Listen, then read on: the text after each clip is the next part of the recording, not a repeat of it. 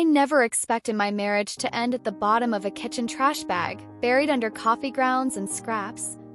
But after a routine DNA test results came back, I realized the man I've called my husband is a total stranger. Seeing our gold bands discarded like literal garbage changed everything. The weight of those 2 gold bands in my palm felt heavier than our entire 10-year history. They were slick with the remnants of tonight's dinner, smelling of onion peels and decay, a fitting scent for the sudden rot of my life.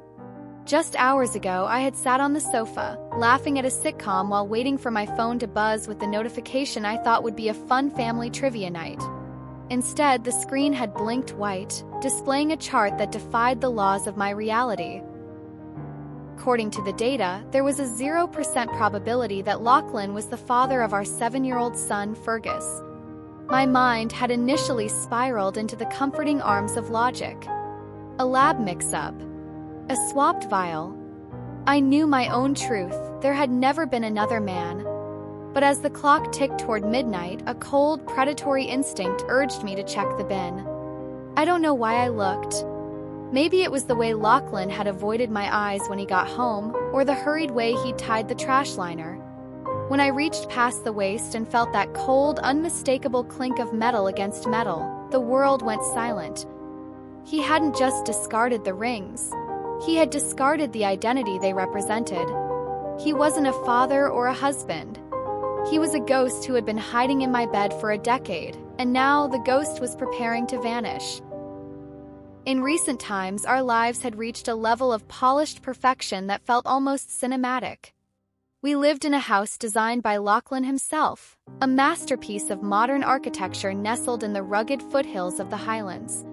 The structure was an intentional marvel of floor-to-ceiling glass and soft Scottish wools, overlooking a valley that stayed emerald green even when the biting northern wind threatened to strip the trees bare. To celebrate our 10th anniversary and my recent promotion to senior editor, I had bought us a pair of high-end DNA health and ancestry kits. It was a trend among our social circle, a way to optimize our longevity, check for hidden predispositions, and trace our roots back to the ancient clans we often toasted to during our frequent candlelit dinner parties.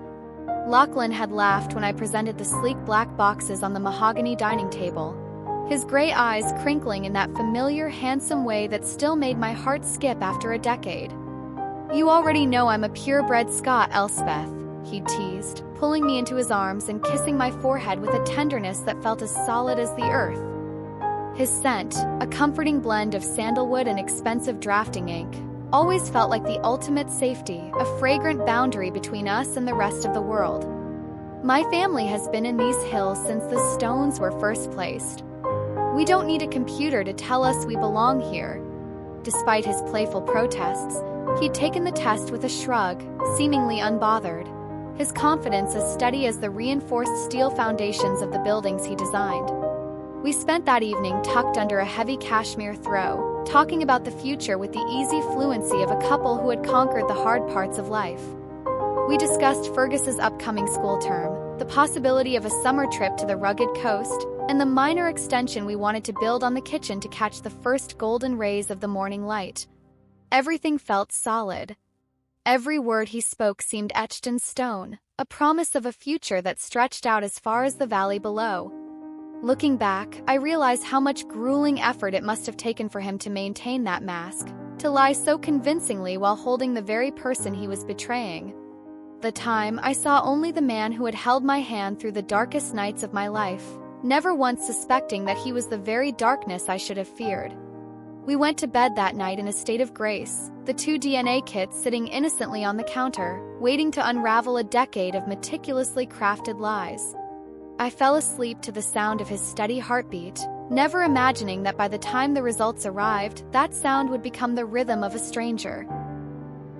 The email arrived on a Tuesday afternoon, a day that had started with the mundane, comforting rhythm of laundry and conference calls. I was tucked into my home office, the scent of lavender tea filling the small room and providing a sense of peace that was about to be shattered forever. Outside, the highland mist was rolling in, obscuring the valley and turning the world into a soft, gray blur. When I opened the PDF from the laboratory, I expected a list of minor health markers, perhaps a predisposition to high cholesterol or a colorful map of migratory patterns showing our ancestors crossing the North Sea centuries ago. Instead, I found a genetic void that seemed to swallow the very light in the room. I stared at the screen, my pulse thrumming in my ears like a muffled drum, the silence of the house suddenly feeling heavy and suffocatingly loud. The report for Fergus was clear. He shared 50% of my DNA, exactly as the laws of biology dictated. But when I scrolled down to the paternal comparison, the screen displayed a flat, jagged line of red that looked like a fatal wound. No biological relation found. I refreshed the page, my hands shaking so violently that I nearly knocked my lukewarm tea onto the keyboard. I logged out and back in, my breath coming in short, shallow gasps, certain that the server was experiencing a catastrophic glitch. Perhaps the vials had been swapped at the lab. Perhaps a technician had entered the data incorrectly during a long shift. I clung to those excuses like a drowning woman reaching for a handful of sea foam. But as the minutes ticked by, the clinical coldness of the data began to sink in. I knew my own history with a mathematical certainty that transcended science. I had never been unfaithful. There was no other man who could possibly be the father of my child. That meant the man I had lived with for 10 years, the man who had wept with genuine joy when he first held Fergus in the delivery room, was not who he claimed to be. If he wasn't Fergus's father, he wasn't the man whose bloodline he had spent a decade claiming to carry. The realization was a physical blow, knocking the air from my lungs and leaving me trembling in my chair. I sat in the blue, ghostly light of the monitor, watching the shadow of the man I loved walk past the frosted glass of my office door. For the first time in my life, I realized that I wasn't living in a home. I was living in a haunted house, shared with a phantom who wore my husband's face. The man outside the door wasn't just a liar. He was a genetic impossibility, a ghost who had successfully stolen a life and a family that didn't belong to him. The house felt different when Lachlan came home that evening. Sharper, less like a sanctuary and more like a carefully constructed stage set where the lead actor was beginning to fumble his lines. Every creak of the floorboards felt like a warning, and every shadow seemed to stretch longer than it had the day before. He was unusually quiet, heading straight for the kitchen to tidy up before dinner, a task he usually avoided with a playful shrug until I prompted him. I watched him from the shadows of the hallway, my phone heavy and hot in my pocket, the DNA results burned into my retinas like a permanent scar. He didn't see me. His movements were frantic and jerky, a sharp departure from his usual rhythmic architectural grace. He seemed consumed by a silent internal deadline, his eyes fixed on the task at hand with a hollow intensity.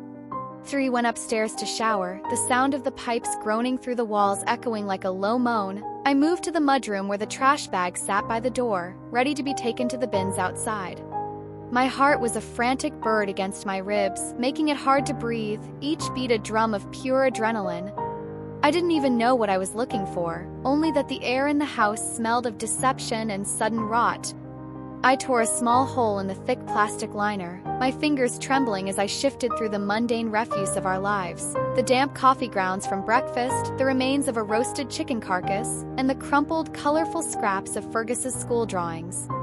Then my fingers brushed something hard, cold, and unmistakably metallic tucked into the corner of the bag. I pulled my hand back, a sharp, involuntary gasp escaping my lips that I immediately choked down. Buried at the very bottom were 2 gold bands. One was thick and made of brushed gold, Lachlan's. The other was thinner, set with a small, delicate diamond that had sparkled on my hand for 10 years. He must have swiped mine from the nightstand while I was distracted in the garden earlier that afternoon. They were intertwined in the household grime, discarded with a callousness that made my stomach heave. He wasn't waiting for the results to arrive. He already knew what they would say. He had realized the game was up before I had even opened the email. Finding the rings was the final, crushing proof that his love was nothing more than a high-stakes performance. He wasn't just hiding a secret. He was systematically erasing our existence before the authorities, or I, could catch up to him. I stood there in the dim light of the mudroom, clutching the filth-covered symbols of my marriage, and realized the man upstairs was already a stranger. The next morning, the sun rose with an indifferent brightness, casting long, mocking shadows across the breakfast table that felt like bars of a cell. I sat across from him, my hands folded tightly in my lap to hide the tremors that threatened to spill over and shatter my composure. I had spent the entire night staring at the ceiling, playing back every memory of the last 10 years in slow motion, desperately looking for the cracks I had missed. Lachlan was dressed in his charcoal suit, his silver-streaked hair combed to perfection, the image of a successful man on the verge of a professional breakthrough. He was buttering a piece of toast for Fergus, chatting about the boys' football practice with a breezy ease that made my blood run cold. "You're quiet this morning, Elspeth," he said, his voice smooth and melodic, the perfect instrument of seasoned gaslighting. He reached across the table, his hand instinctively searching for mine in our usual morning ritual, but I pulled away to reach for the teapot with a simulated clumsiness. I noticed then that his ring finger was bare, a pale, haunting strip of skin where the gold had sat for a decade. He didn't even try to hide it. He didn't offer an excuse about it slipping off or being left by the sink while he showered. He acted as if the ring had never existed, as if the void on his hand was the most natural thing in the world. The audacity of his silence was more terrifying than a confession would have been. It was the behavior of a man who had already moved on to his next identity. I watched him ruffle Fergus's hair, a gesture of fatherly affection that now felt like a violation of the highest order. Every son and buddy that left his lips felt like a jagged piece of glass. I managed to smile, a brittle, terrifying mask that felt like it might shatter and cut my face at any moment. "Just a long night thinking about our anniversary," I whispered, the lie tasting like ash and iron in my mouth. I realized then that the man I loved had never truly been there. I was sitting across from a predator who was simply waiting for the right moment to disappear into the Highland fog, and I was the only thing standing between him and a clean getaway. He was counting on my shock to keep me silent, assuming I was too broken to fight back. He didn't realize that the woman who loved him had died at the bottom of a trash bag, and the woman left behind was starting to count his mistakes. The moment Lachlan's car cleared the gravel driveway, the facade of the dutiful wife dropped like a lead weight. I didn't go to work. I didn't call my office. Instead, I retreated into his study, a room I had always treated with a certain level of reverence. It was his private sanctum, filled with blueprints, architectural models, and sketches of buildings that now seemed like monuments to his own ability to fabricate a reality from nothing.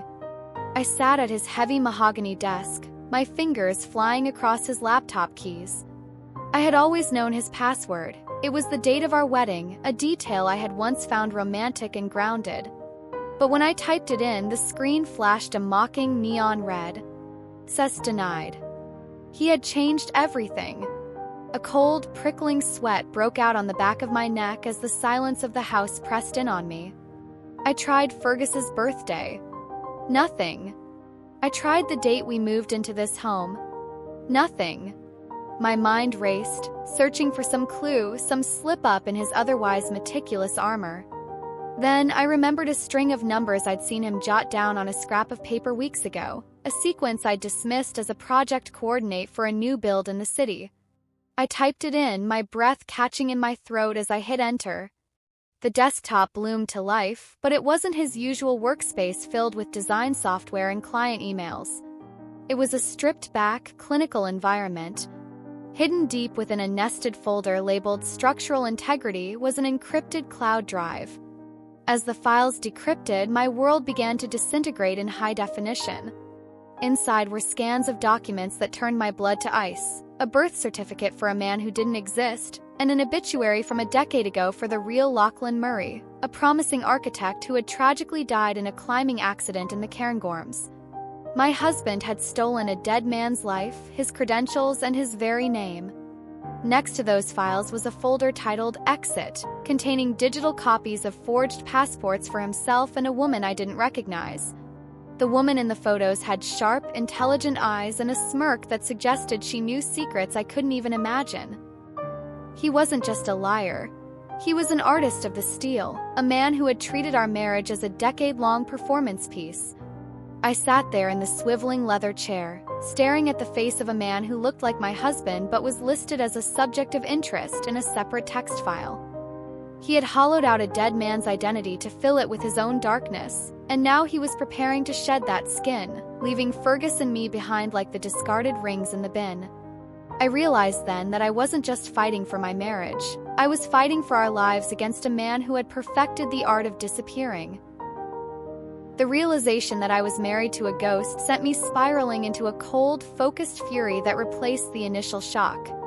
I couldn't risk searching for the truth on our home network. I knew enough about his structural integrity folder to realize he likely monitored our digital footprint.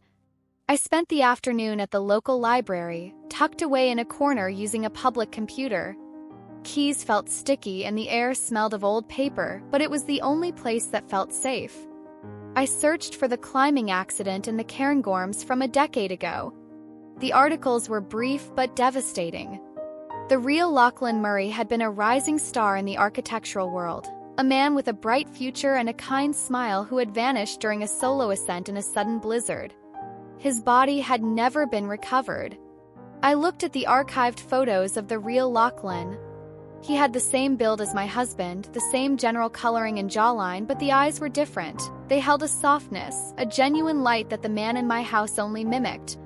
My husband had stepped into those shoes with a terrifying, surgical precision. He had likely studied the man's life, his portfolio, and his personal history for months, then waited for the right moment to emerge in a new city where no one would question the survivor who had moved away to escape the grief of his past. But who was the man living in my house, eating at my table and kissing my son? I dug deeper into the exit folder names I had memorized from the study. I searched for the bank transfer details, large sums of money being moved from our joint savings and my personal inheritance into an offshore account I had never heard of. The name on the account was Alistair Thorne. I searched that name next, and my heart physically stopped. Alistair Thorne was wanted for questioning in a series of high-level identity thefts and estate frauds across Europe over the last 15 years. The police reports described a specialist in long-con domestic infiltration. He didn't just rob banks, he robbed lives. He targeted successful, often solitary women, married them, and waited for the exact moment when their assets were peaked to liquidate everything and vanish. I wasn't his wife, I was his long-term investment. I was the retirement fund he had been cultivating for 10 years. As I sat in the flickering light of the library monitor, I realized that every "I love you" had been a transaction, and every anniversary had just been another year closer to his payday. The man I had shared my soul with was a professional parasite, and he was currently in the process of detachedly finishing his meal. The financial betrayal was the most tangible evidence of his malice, a cold trail of numbers that proved he had never intended for our forever to be more than a decade. Over the next few days, I became a ghost in my own home, moving silently through the rooms I had once decorated with such love, now seeing them only as a crime scene waiting to be processed. I waited until I heard the rhythmic thumping of his treadmill, a sound that usually signaled safety, to slip back into his dressing room. I found a hidden compartment in the back of his closet, concealed behind the rows of perfectly tailored charcoal and navy suits. Inside was a leather folder containing the physical forged passports I had seen on the encrypted drive. One for Alistair and one for a woman named Siobhan. The woman in the passport photo was striking, sharp features, dark hair, and a look of cold, predatory calculation that matched the man I had called my husband. My stomach turned as I realized this was likely his true partner, the person he was actually planning to spend the rest of his life with. While he was tucking Fergus into bed and telling me he loved me, he was coordinating a flight to South America with a woman who knew exactly who he was. They weren't just fleeing, they were reuniting. I was the distraction, the source of capital that would fund their sunset years in a country without an extradition treaty. I checked our investment accounts again from a burner phone I'd purchased. He had been slowly reallocating our funds for months, using his prestigious position as an architect to justify large expenses that were actually just transfers to himself. He had left just enough in our joint account to keep the lights on and keep me from getting suspicious, but the bulk of our wealth, my inheritance from my father, our shared savings, even Fergus's college fund, was gone. He had hollowed out our life from the inside. leaving only a brittle shell that would collapse the moment he stepped out the door and boarded that plane. The realization hit me with the force of a tidal wave. If I confronted him now in the privacy of our home, he would simply vanish into the night, and I would be left with nothing but the debt, the shame, and a son whose world would be destroyed. I couldn't go to the local police yet. If he had a scout like Siobhan, he might have ears everywhere. I had to be as patient and as meticulous as he had been. I had to wait for the moment where he felt most secure, where his ego would be his undoing. I looked at the passports in my hand, then tucked them back exactly as I had found them. I would let him think he was winning. I would let him think his willful, blind wife was still asleep, while I began the process of building his gallows. The following Monday, I did something I had never done in 10 years. I showed up at his architecture firm unannounced. I told the receptionist I was there to drop off a forgotten lunch, putting on my best distracted wife persona, even though my heart was hammering a frantic rhythm against my ribs. The office was a temple to his ego, all polished concrete, minimalist glass, and expensive, uncomfortable furniture. It was a space designed to intimidate, a physical manifestation of the man who had stolen a dead architect's talent. As I walked toward his private suite, I stopped to chat with his junior partner, a man named Callum who had always seemed to idolize Lachlan with a puppy-like devotion. "He's in a high-stakes meeting with the board," Callum said, smiling warmly as he adjusted his glasses. "He's been working around the clock on the new Edinburgh project. Honestly, Elspeth, the man's a machine. I don't know how he manages the workload and still makes it home for dinner every night. We'd be lost without his vision." I leaned against the sleek white desk, playing the part of the admiring spouse to perfection. "He certainly is dedicated. Sometimes I feel like I barely know him myself lately. He's so private about his past work, isn't he? I was trying to find some of his old portfolios from before we moved here, just to pull some photos for our anniversary album." Callum's smile flickered, just for a fraction of a second, a tiny crack in the firm's polished veneer. "You know, it's funny you say that. I tried to look up some of his early designs in London for a reference last month. I wanted to see how he handled the structural load on the Kensington build he mentioned. I couldn't find a trace of them in the digital archives. He told me he had a falling out with his old firm and they scrubbed his name from the records out of spite, but usually there's a paper trail somewhere.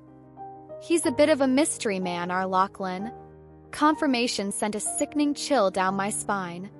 Even his professional life was a meticulously maintained fabrication. He hadn't just stolen a name. He had stolen a talent, or perhaps he was simply a very good mimic who knew enough about structural engineering to fake his way through the meetings while his juniors did the actual heavy lifting. I realized then that everyone in his life, his partners, his clients, his wife, were merely pawns in a game they didn't even know they were playing. He wasn't building landmarks, he was building a smokescreen. I left the forgotten lunch on his desk and walked out into the cold Scottish air, realizing that the man I married didn't just have a secret past. He had no past at all. He was a vacuum in a designer suit, and he was getting ready to suck the last bits of value out of my life before moving on to the next.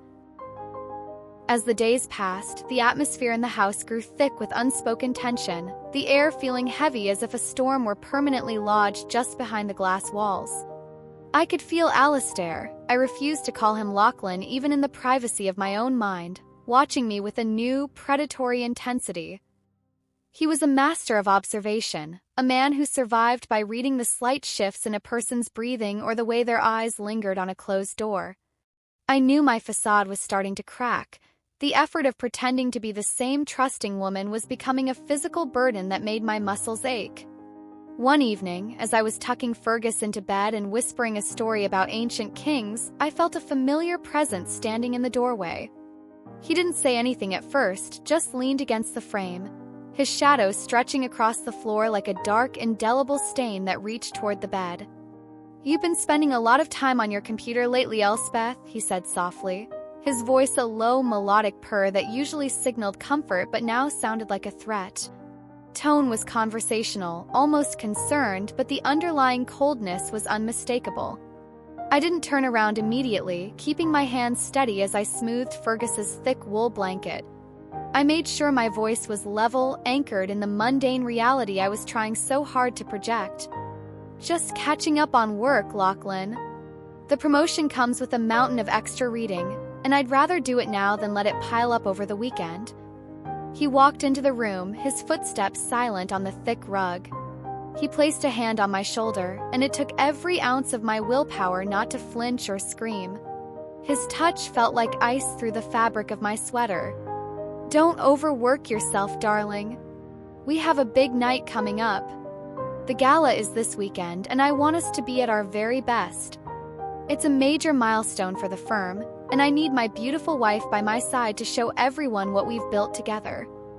He squeezed my shoulder, a little too hard, a little too long, before turning and walking out without another word. It wasn't an encouragement, it was a warning. He knew I was digging, or at the very least, he knew the willful blindness he had relied on for a decade was beginning to fail. The cat-and-mouse game had officially begun, and I was trapped in a glass house with a man who had already proven he could erase a life without a second thought. I realized I couldn't afford any more mistakes. I needed to move faster, and I needed an ally who understood the kind of monster I was dealing with before he decided that Fergus and I were liabilities he could no longer afford to keep. I sat in the dark of my son's room, watching the digital clock tick toward midnight, and realized that the gala wouldn't just be a party, it would be the stage for my survival. I reached out to a contact in the legal world, a woman named Myri who specialized in high-stakes fraud and international asset recovery. We met in a crowded, noisy cafe in the heart of the city, far from the polished streets where Lachlan's firm held court. I chose the location for its anonymity, the kind of place where a panicked woman and a lawyer could disappear into the steam of espresso machines. When I showed her the DNA results and the decrypted files I had painstakingly recovered from the structural integrity folder, the blood drained from her face. "Elspeth, this isn't just a case of a cheating husband or a midlife crisis," she whispered, leaning so far over the table our foreheads nearly touched. "This is a professional. This man is truly Alistair Thorne. He is incredibly dangerous. These types of operators don't just leave a marriage, they leave a vacuum. They don't leave witnesses to their failures or people who can trace their previous steps." She spoke in a low, hurried tone about a case in Bristol from several years ago, a woman who had discovered her husband was an identity thief living under a stolen social security number. She had confronted him in their kitchen, thinking a direct approach would lead to a confession or a clean break. 2 days later, she disappeared.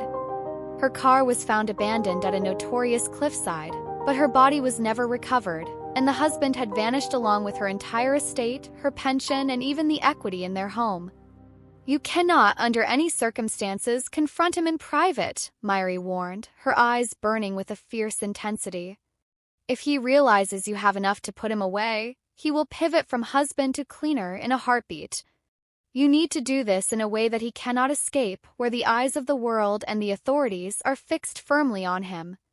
And you need to find the woman in that photo, Siobhan. She is the engine behind the machine. She handles the logistics and the money laundering. Alistair is the face, she is the ghost." Myri put me in touch with a private investigator who specialized in tracing offshore accounts and digital footprints. Within 48 hours, he found a lead that made my skin crawl. Siobhan wasn't in South America or hiding in a villa in Spain. She was staying at a luxury boutique hotel in Edinburgh, less than 20 miles from my front door.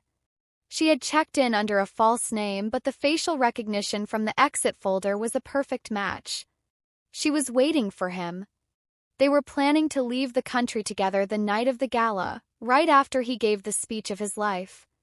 I realized then that I wasn't just a wife being abandoned, I was a target being timed. I had 48 hours to turn the predator into the prey. Plan came together with a cold, clinical precision that felt alien to the woman I had been just a week prior. With Myri's guidance, we coordinated with a specialist task force focused on international financial crimes. We couldn't simply have him arrested at our breakfast table. A man like Alistair Thorne would have a dozen contingency plans for a domestic disturbance. To ensure he couldn't use the Lachlan Murray identity to manipulate the legal system or claim a misunderstanding, We had to catch him in the irrevocable act of fleeing with the stolen assets. We needed the exit to be mid-execution. Private investigator managed to place a high-frequency tracker on Alistair's car while he was at the gym and intercepted a series of encrypted burner phone communications. The upcoming gala wasn't just a celebration of his architectural achievements, it was his grand distraction. While the elite of the city were drinking champagne and listening to his carefully scripted speech, Siobhan was scheduled to be at the private terminal of the airport, finalize the digital handshakes required to move the last of our life savings into an untraceable Peruvian account. They were planning to vanish while the applause was still ringing in the ballroom. I spent the days leading up to the event in a state of hyper-awareness that bordered on the supernatural. I moved through the house like a ghost, packing a small, discreet bag for Fergus. I dropped him off at my mother's home in the countryside under the guise of a special grandmother weekend, so I could focus on the gala. Alistair didn't object. In fact, he seemed relieved to have the boy out of the way.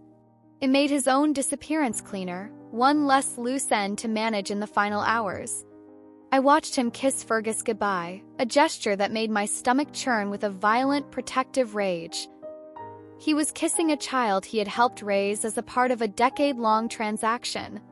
On the night of the gala, I stood before the mirror in our master suite, fastening the clasp of an emerald silk gown that felt like a suit of armor. I applied my makeup with a steady hand, darkening my eyes and sharpening the line of my jaw. I looked at the woman in the reflection and barely recognized her. The softness, the willful blindness I had cultivated to keep my marriage peaceful was gone. In its place was a sharp, lethal clarity. I wasn't going to that ballroom as a victim or a trophy wife. I was going as the architect of his downfall, ready to watch the house he built on a dead man's name crumble into the dust of his own making. I checked my phone one last time. The authorities were in position. Trap was set. All that was left was for the predator to walk into the light.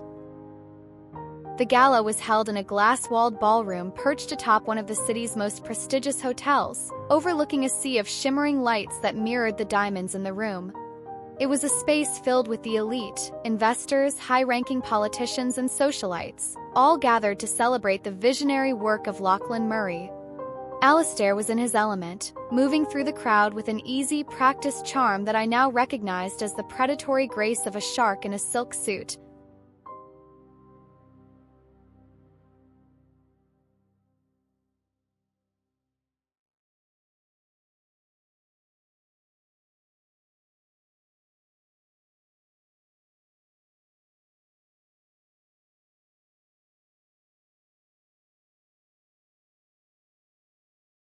He held my hand firmly, parading me around as his beautiful, supportive wife, his thumb occasionally stroking my knuckles in a gesture that was meant to look affectionate but felt like the tightening of a noose. When the time came for the keynote address, the room went silent, the heavy crystal chandeliers dimming to focus all attention on the podium. Alistair stepped up to the microphone, the stage lights reflecting off the pale, bare strip of skin on his ring finger, a detail most ignored, assuming he had simply forgotten it in his creative fervor. He began to speak about foundations, about the importance of building structures that could withstand the test of time, and about the legacy a man leaves behind.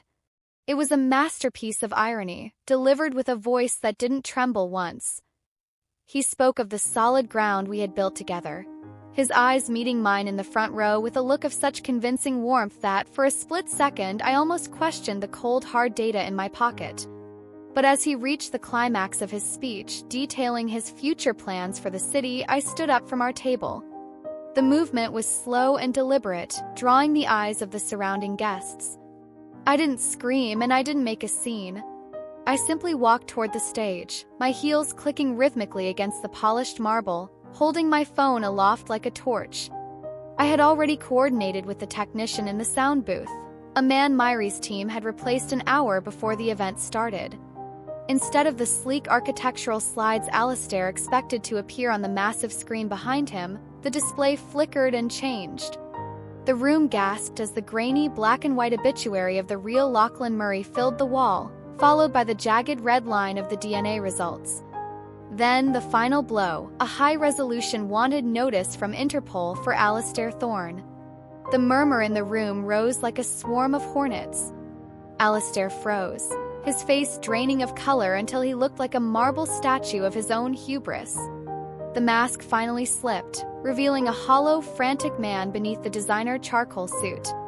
I stood at the foot of the stage, my voice amplified by the microphone I had snatched from a nearby stand. "The foundations are rotten, Alistair," I said, my voice echoing through the silent, shocked hall. "And the house you stole is finally coming down." The silence that followed was deafening, a physical weight that pressed down on the hundreds of people gathered in the ballroom. Alistair stood frozen on the stage, the blue light of the Interpol warrant casting long, distorted shadows across his face, making him look like a ghost caught in a sudden, blinding flash. For a moment, I saw the calculations running behind his eyes, the frantic search for a back door, a hidden exit, or one last lie that could bridge the gap between the man they admired and the criminal on the screen. He looked toward the emergency exits, but his shoulders slumped almost imperceptibly as he saw the plainclothes officers moving into position, their presence cutting off the air in the room. Then, he did something I hadn't prepared for. He laughed. It was a cold, dry, and hollow sound that lacked even a shred of human warmth. He stepped down from the podium with a slow, deliberate pace, walking toward me as the crowd parted like the Red Sea, people shrinking away from him as if his very presence had become toxic. He stopped just inches from me, leaning in so close I could smell the expensive scotch on his breath and the metallic scent of his sudden, cold sweat. "You think this changes anything, Elspeth?" he hissed, his voice a jagged whisper that only I could hear. "I've lived a dozen lives in the time it took you to edit one book. I've been a dozen different men, and I'll be a dozen more. You were just a comfortable place to stop for a while, a soft bed and a healthy bank account. You're nothing without the Lachlan I created for you. You're a middle-aged editor in a house you can't afford, with a son who isn't even mine." He tried to grab my arm, his fingers digging into my skin with a final, desperate attempt to assert the dominance that had defined our last decade. I didn't flinch. I didn't pull away. I looked him directly in the eyes that were now entirely devoid of the charm he had used to lure me in. "I loved you," I whispered, the words finally coming out without the weight of the lie. "But I realized that you never actually existed. You're just a parasite that mistook its host for a permanent home." He opened his mouth to retort, likely another sharp-tongued gaslight designed to make me doubt my own reality, but the authorities were on him before he could speak another word. They tackled him to the marble floor in the center of the ballroom, the sound of his chin hitting the stone echoing through the hall. As they wrenched his arms behind his back and clicked the heavy steel handcuffs into place, he didn't look back at me. He was already looking at the floor, his mind likely already drafting the next identity he would steal if he ever walked free. But as the officers led him away past his stunned investors and former friends, the mask was shattered beyond repair. The man who had spent 10 years building a life out of thin air was finally nothing more than a name on a police report. The weeks that followed were a grueling, clinical blur of depositions, forensic accounting, and legal battles that felt more like an autopsy than a divorce. The man I had known as Lachlan was officially declared dead, both the real architect whose identity had been stolen in the Cairngorms and the phantom I had shared my bed with for a decade. Because our marriage had been built entirely on a fraudulent identity and forged documentation, the court annulled it as if the union had never existed in the eyes of the law. It was a strange, hollow relief to have 10 years of history erased by a judge's gavel, yet the emotional scars remained as vibrant as ever. Siobhan had been arrested at the private airport terminal within minutes of the gala's collapse, caught with a carry-on bag containing the forged passports, a thick stack of various currencies, and the hardware tokens required to authorize the final offshore transfers. Faced with the overwhelming evidence gathered by Myri's team and the investigators, she proved to be as loyal as a viper. She turned on Alistair almost immediately once she realized the accounts were frozen and her own freedom was at stake, providing the digital keys and testimony needed to recover a significant portion of our stolen funds. It wasn't the full sum, some had already been laundered through untraceable channels, but it was enough to save the house and secure a stable future for Fergus. The hardest part, the part that no legal victory could soothe, was telling my son. I didn't tell him his father was a world-class criminal or an identity thief. I didn't want to poison his memories of the only father he had ever known. Instead, I sat him down in our garden and told him that Lachlan had to go away for a very long time because he had made mistakes that couldn't be fixed. I told him that sometimes people aren't exactly who they seem to be, but that our love for him was the only thing in that house that had ever been real. He was young enough to adapt, his resilient spirit eventually returning to the rhythm of school and play, but I occasionally saw a shadow in his gray eyes, a haunting reflection of the one I carried in mine. I spent those months in a state of quiet reclamation, slowly purging the house of Alistair's influence. I worked with the authorities to return the real Lachlan Murray's professional archives to his surviving relatives, a small act of justice for the man whose life had been used as a costume. I had to learn how to trust my own instincts again, to realize that my willful blindness wasn't a character flaw or a death sentence but a survival mechanism I no longer needed. I began to see the world not as a series of structures waiting to collapse, but as a space where I could finally build something that was entirely, authentically mine. 1 year later, the house felt like a home again, rather than a beautifully designed crime scene. I had spent the intervening months systematically stripping away the minimalist, cold aesthetic Alistair had preferred, the sharp edges and the sterile glass that reflected nothing but his own ego. I replaced them with warmth, floor-to-ceiling bookshelves overflowing with the stories I actually loved, and soft, vibrant Scottish wools in deep purples and oranges that finally brought life to the rugged foothills. I stood on the balcony overlooking the valley, breathing in the crisp air of a life that was finally undeniably mine. It was a period of my life defined not by the betrayal that had nearly shattered me, but by the quiet, steady reclamation of my own soul. I took a small, worn velvet box from my pocket. Inside were the 2 gold rings I had pulled from the filth of a kitchen trash bag a year ago. I hadn't been able to bring myself to throw them away until now. They had sat in my jewelry box like a leaden weight, a reminder of the woman I used to be. I drove down to the coast, to a remote spot where the jagged highland cliffs met the crashing, indifferent gray waves of the Atlantic. The wind was fierce, whipping my auburn hair across my face and stinging my eyes, but it felt clean. It felt like the world was finally washing the scent of sandalwood and drafting ink off my skin. I looked at the gold bands one last time. They represented a decade of my life, a decade of love that had been entirely real to me, even if it had been nothing more than a strategic calculation to the man who wore them. I realized then that Alistair's deception didn't diminish the love I had given or the mother I had become. It only proved that I was capable of a depth and a loyalty that he could never hope to understand. He was the one who had lost. He had walked away with nothing but a prison sentence, while I had walked away with my son, my integrity, and a future that was no longer a script written by a stranger. With a deep, steadying breath, I flung the rings into the salt air. They caught the pale highland sunlight for one brilliant, fleeting second before disappearing into the churning foam of the ocean below. I felt a sudden, profound lightness, as if a physical boulder had been lifted from my chest, allowing my lungs to fill completely for the first time in 10 years. I turned back toward my car, where Fergus was waiting, waving at me from the passenger window with a smile that was bright and untainted. I wasn't a victim anymore. I was Elspeth, a woman who had survived the impossible, dismantled a masterpiece of lies, and come out stronger. The slate was clean. The foundations were finally solid. The future was mine to design.